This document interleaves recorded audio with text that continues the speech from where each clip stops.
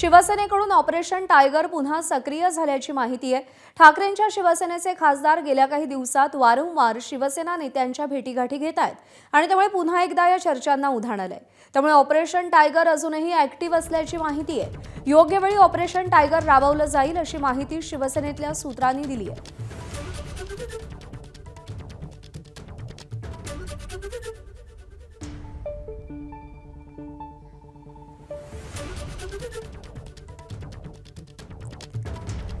ठाकरेंच्या शिवसेनेच्या खासदारांच्या शिवसेना नेत्यांशी भेटीगाठी वाढलेल्या आहेत। आष्टीकर, राजाभाऊ वाजेंनंतर आता वाकचौरेंनी सुद्धा उदय सामंत यांची भेट घेतली आहे। त्यामुळे राज्यात पुन्हा एकदा ऑपरेशन टायगरची चर्चा सुरू झाली आहे। शिर्डीतील MIDCतल्या कामानिमित्त भेटीसाठी वाकचौरे आले होते असं कळतंय। नागेश पाटील आष्टीकरांनी शिंदेंची भेट घेतलेली होती। राजाभाऊ वाजे यांनी श्रीकांत शिंदेंच्या कार्यक्रमाला उपस्थिती लावलेली होती, तर खासदार वाकचौरे हे उदय सामंतांच्या भेटीला पोहोचलेले आहेत।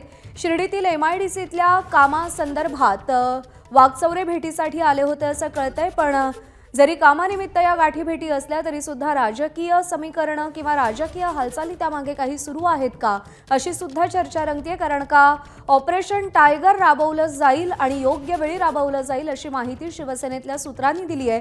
त्यामुळे ऑपरेशन टायगर दरम्यान ठाकरेंचे कोणते नेते शिंदेंकडे जातात याची ही सध्या चर्चा आहे।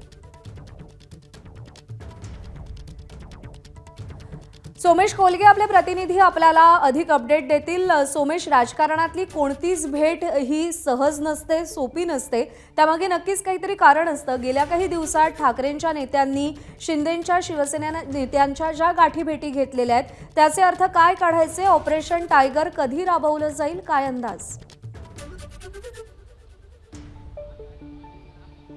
उपमुख्यमंत्री आणि शिवसेनेचे नेते एकनाथ शिंदे दिल्ली दौऱ्यावर आहेत आणि त्यामुळे पुन्हा एकदा ऑपरेशन टायगर विषयी नेमकं काय होणार याबाबतची उत्सुकता सगळ्या महाराष्ट्राला आहे, देशाला आहे।